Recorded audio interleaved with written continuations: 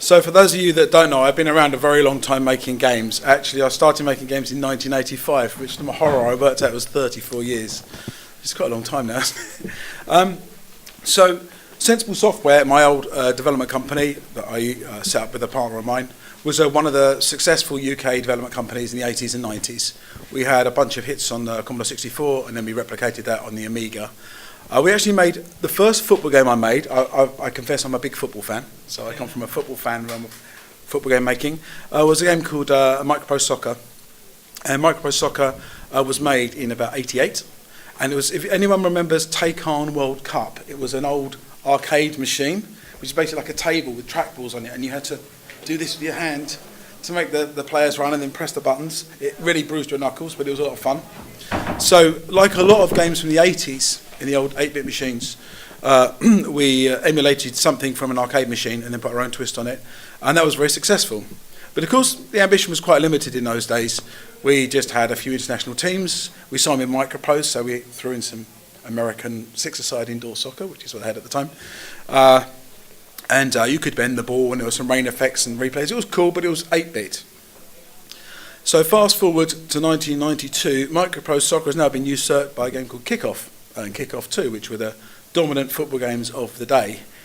And Sensible Soccer was something which we launched in '92 eventually through a company called Renegade as our publishing partner. And this is the Sensible Soccer logo you see. Splendid logo here. It's my design because I did the others. And this is our new logo, which is better actually. So this is our new game, Social Soccer, which is about to go live in China in 2 months' time. Free-to-play online cross-platform game. So the question is, how do you get from 16-bit offline game to modern game, totally cross-platform with all the other stuff attached? So let's explore. So in 1991, we released a game called Megalomania. In those days, it was before you had really RTS games and God games, and Megalomania was actually the first game ever to have a tech tree, which is a little feather in our cap. And we had this camera angle, and this was used for like cavemen running around beating up Normans and Romans in some time-travelling kind of like war kind of game. And then towards the end of that development of that game, we started the idea of making a new football game, and these are literally Megalomania men dressed in football kits. As it happened, when we put our football kit men on a football pitch for Megalomania, we got this really lovely camera angle. And the reason it was lovely, because thinking back, pre-Sensible Soccer, you couldn't really see where you were kicking the ball. Like, you'd kick the ball to pass it, but you couldn't see the guy who was going to receive it. So you were kind of guessing where they were going to be. And the whole game was relying on radars. So we made a decision to stick with our lucky camera angle we fluked by coming from Megalomania to a football world. And it gave you this vision. So, you know, you can see this guy's got 3 guys across, 2 there, and he's got this person here. Actually, yeah. It looks like the red team's up there. He's kicked it and run away, this guy here, I can see. And he's trying to either get it over the goalie or get it to this guy here. But this wonderful camera angle gave us a chance to give real vision. So there's many other things we added to Sensible Soccer which made it a successful game.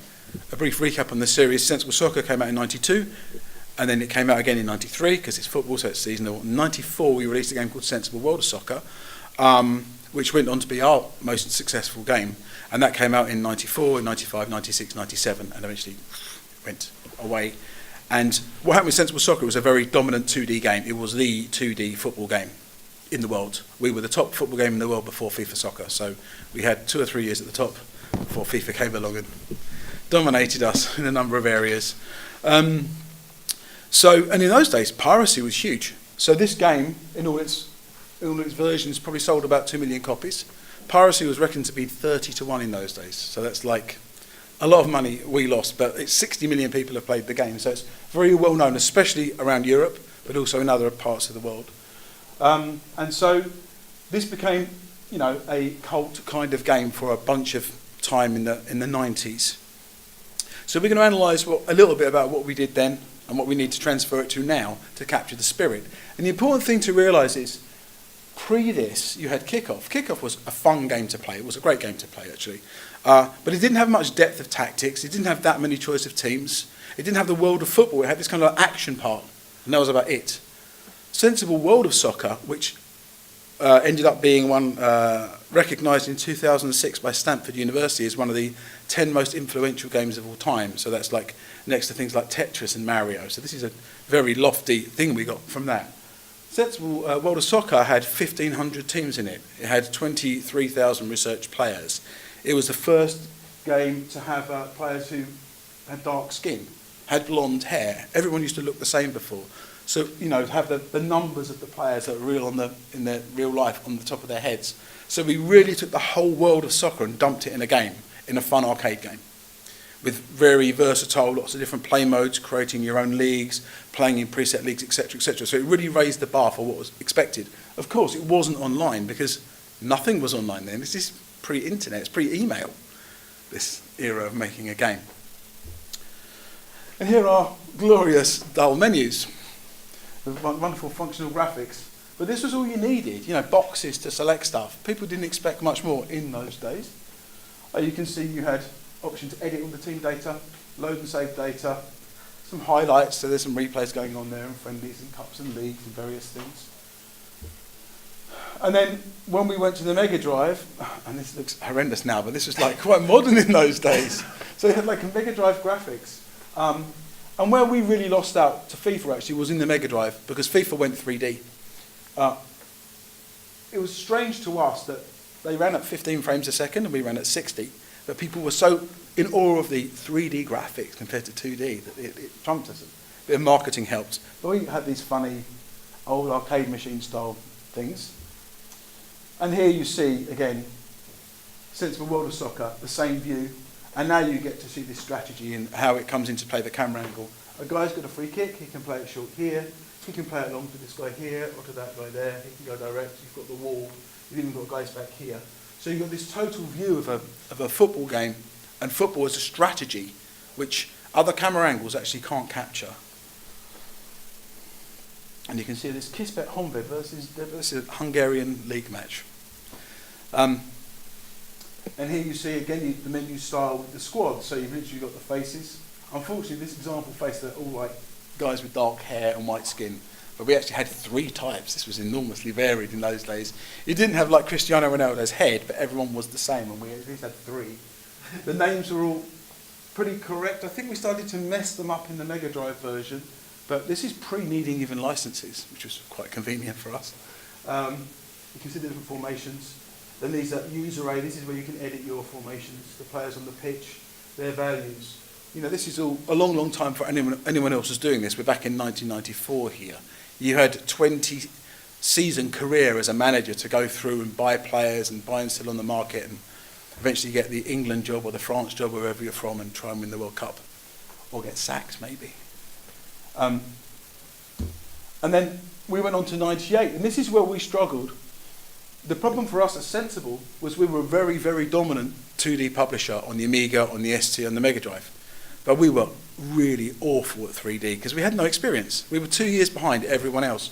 So we had a great contract to make Sensible Soccer 98 with Warner, but we simply didn't have the 3D experience to make it look nice, as you can see. It's ugly. But also, the animation didn't work very well because it's a very high-speed game, and it didn't really quite capture the feel of the game. So, ugly 3D in action, yeah, absolutely. So the game succeeded, was a #1 game, but only because of the name, not because of the quality of it, unfortunately. And then our menu styles is getting a bit more sophisticated. They're not quite blocks of text and boxes. It's I think we had different music for each country in the background. So this would have some. This is France here. This is the World Cup. Yeah, it's a World Cup tournament. And then we go fast forward to 2006. So we sold Sensible Software in 1999 to Codemasters, and Codemasters bought the company and also the different IPs of the different games. Sensible Soccer, Cannon Fodder as well, Megalomania, I've already mentioned that. And we started to try and improve our 3D. Now this is an improvement on that god-awful 3D back there. Not great. There was a decision made by Codemasters to give these guys bubble big heads like those plastic models. Personally, I didn't like it, but it went through. It wasn't my choice. It wasn't our company controlling the game anymore. That's what happens. But nevertheless, it was a pretty good game. And the real problem for this was there was a problem with the goalkeeper in that I think it crashed when he caught the ball sometimes. So they fudged something at the end. Myself and David Darling, who ran Codemasters, were co-designing it, and we're both like this. And it was a nightmare for the developers, to be fair, with us in their ears all the time. And they shut us out of the office for the last month because they wanted to fix bugs and they wanted us to just be quiet. And the result was they fixed a terrible bug with the goalkeeper. So in order to stop him bugging, he just sucked the ball into his hands when it was near to him, which really angered every player. So it kind of broke our gameplay a little bit. But this was okay. This was an okay version, better than the previous one. So, and then you've got the horrible big heads. And cell shading. This was another choice they made to go for this cell shading look. You can see we're moving into, I guess this is PlayStation 2 maybe, touching on 3, coming up a bit of Xbox maybe, a bit of PC. So this is where we were. I'm not convinced it's exactly right. Look, need I say more? But you can see the menus are getting slightly more sophisticated. Yes, anyway, let's get rid of that. Okay, so what happened was I then did loads of consulting on different games. I worked on a game called Football Superstars. I worked on a game called I Can Football. I worked on a game called Real Madrid, which was a licensed game. And various other things with friends of mine as a consultant mostly on different bits and bobs. And through this time, I was thinking I'd love to make a new football game. But I don't know, I wasn't quite sure how to or who to do it with. But I had this idea that you'd be representing your team that you support. And that's the thing to leverage, because clanning was becoming big in games. And football fans are the most natural clans in the world. Like, I'm a Norwich fan. I can talk to any other Norwich fan for 5 hours about our team and no one else will care. I know Dave there is a Newcastle fan, and we've got Leeds fans here and various other people around the room. So it's how we think, all around the world, not just in the UK. So anyway, I drew this picture. This is how a game's designs start for a designer. My picture of a player, and the idea was you were this player, and this says you play for Liverpool, you play for England, you've got so many caps and goals, and you can play for 3 teams basically. As an England player, this is your record, and you can play against these 3 nations now. As a club player, you can play for Liverpool against one of these 3 who are online at the moment. And then you had this other thing called a clan. He played for a clan called the Secret Police. It could be heavy metal fans, it could be butchers, it doesn't really matter what clan he joined. The only was these silly things versus ethics skills. We eventually binned this, but this is history. This is giving you the history of how the game developed. And so this was the initial vision of sociable soccer as a game. Online, playing for your clans to try and go up a league system. And then you can see, look, it turned into that. It's not bad, actually. See, this is the first ever menu we ever did for the game as a vision. It wasn't functioning, it was a picture. But I found a development team in Helsinki called Combo Breaker, who I liked the idea of working with. And we started with this idea of doing this sociable soccer game. We stuck my name in it because it was the only thing people were going to recognise. Which wasn't hugely successful or a good decision, I might add. And we launched a very, very hasty Kickstarter campaign asking for £300,000 for console versions and PC version, which people thought was too much, and we didn't get the money. God, we spent a lot more than that since, so there you go. This was 3 years ago, so this has been 3 and a bit years in the making this game so far. But you can see this is pretty much a reflection of that, basically, turned into a menu. First step. Next step, we looked at the gameplay. This is early gameplay in Unity. So the guys who were making the game started to put together the game, and under my supervision how the controls work. Because Sensible Soccer is underlyingly a certain way of doing the controls and the navigation to give you the gameplay. We got this first game looking like this. And then we had the Kickstarter, which was kind of not successful, but it was a lesson for us in not doing Kickstarter again for a game that's too big for it. It's good for small projects and not so much for big ones. That kind of getting 15 million for a game had long gone by the time we tried to do this. And we started with this idea of finding our style. So we went for this idea that you were this cheeky little player here, and you can see this like a Juventus squad, so you've got like Buffon and Pogba and PLO there. The idea of having this kind of feel. We got a great French artist who just did this and knocked it up in a very scarily short amount of time, but it gave us a feel for the game. And then we start to put that into a game, so we had this idea that you're this player, and that you can play for your club, or you can play for your country, and we had this weird fruit machine concept. So basically you've got so much, and you can press the button here, and it gives you a random opponent from the fruit machine. You go and play the game against them, and you can gamble more on the game to get a bigger prize, which would be coins or other things to upgrade your team. And this was kind of the fruit machine fiasco, as it's called there, because it was not a good idea. But that persisted for about a year in the game, this fruit machine thing. And then we kind of moved to this more sophisticated fruit machine here. So look, they get a bit more polished, they get a bit fancy, get free spin here, look, it's nice. And this idea that you had these prizes of these like kit bags with stuff in it that you could use to make your team better. And these were positions we put for extra players. So in our data, we got a huge database. Luckily, we got the same guy who kept the Sensible World of Soccer database alive all the time. So we have got in this game 1,000 teams, 30,000 players, 5,000 of whom are legends who are assigned to clubs. So every big club, every club in the world, big and small, we've got up to 50 players. So for Real Madrid, you'd have people like Hierro, you'd have Ronaldo, the old Ronaldo. And for Liverpool, you'd have like an Emlyn Hughes or a Steven Gerrard and so on and so on and so on. So the idea was you could unlock these legends who'd turn up and help you out. And we're finding our feet on the game structure here. And then we had this idea that you had the manager. So here's our manager character. This is a Bobby Robson lookalike he's meant to be. There's a few of them in there. So we're starting to get this idea that you've got this thing and then the manager's talking to him. Now we've ditched one of the machines, so it's one machine at a time. Okay? And here's the manager. And the idea was now it wasn't Jon Hare, you could put your name. Stupidly, I put my name, John, that could have been Fred or anything. It just happens to be John. And then we started to go for the manager. So what we're going to do with these managers, so we started to use what we got in our team, which is a great artist. So to create these characters of, like, this guy was based on Tim Sherwood, for any football fans in here, it's quite funny, the first one here. This is Tony Pulis. This is Alex Ferguson. You'll see Bobby Robson, a few little names and funny, likenesses. This guy's kind of Dutch, but I'm not sure which one he is. So we've got a few faces around, there's some humour in the game. And then we started to look at ways of having this chairman into the scene. So now we've changed the game. So instead of being a player, you're now the manager. Your character is the manager. We ditched the you're a player. Now you're a manager. So you're a manager of a club, and you've got this chairman kind of like pushing you on and going, you've got to finish fifth in the group or I'm going to sack you, blah, blah, blah. And then you're entering tournaments and you're trying to push forward. So this is the next stage here. And the chairman's quite good because he's ended up being a narrator for us. So now in the tutorial, the chairman's saying, press this button to kick it. You know, you've got to do this to trade for players and stuff like this. So this is one of our manager characters here. It's very serious. And then we had the idea of player cards. So the next thing that entered the fray to modernise the game was player cards. So we've got this idea that we're online, you can play, it's cross-platform. We have the concept of VR if we wanted it, which we've ditched now because it makes the game worth less, by the way. Don't say VR to people, your value of your game will go down in general. So we knew we were totally cross-platform. We're now looking at PC and mobile in tandem development. And we had the idea of adding the cards, and the cards having the player's value, and these three skills mean he's good at speed and tackling and passing. And this is like a sensible soccer format still hanging on here.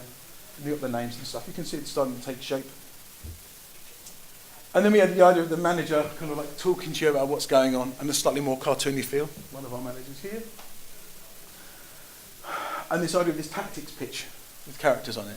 So this is a game. This is 3 years development in 10 minutes. Okay, so there you go. So next, then we got on to where we kind of are now. So this is where we've ended up. So we're now 2 months pre-launch in China. We've signed a deal in China via Crazy Sports in China Mobile to launch this game first as a free-to-play game there. We have put out an early version on PC on Steam, and we are not sure still with PC whether we're going to go premium or go free-to-play. We don't know because we've not signed a publisher yet, so we don't know what they want to do. So we're just kind of sitting on our hands on PC. On console, we're developing it, but we don't know which way to twist it, whether to ramp the free-to-play back or push the premium forward on it. And we can kind of switch it very easy. And here you see, now you've got all the different cards here, a nicer card system, you've got the quality of the player, you've got these stars showing how many copies of the card you've got, which helps with your upgrading system. And you can see a more polished look. You've got your manager here, he's level 13, this is his name. When he levels up, he can every time he levels up, the defensive coach, for example, will turn up and say, right, do we want to make the tackling better now or the heading or the general defensive play? Or you might get the goalkeeping coach or the physio. So you can start to shape your squad as you want. This is your overall team quality. This allows you to buy more player cards in a free-to-play game in a couple of currencies. In this game, you can play or manage. So you can either play with action or manage the game, which is exactly the same as Sensible World of Soccer. You can play on a touch screen with a phone, you can play with a controller. Obviously PC and consoles, it's only controller, so it's a very versatile game.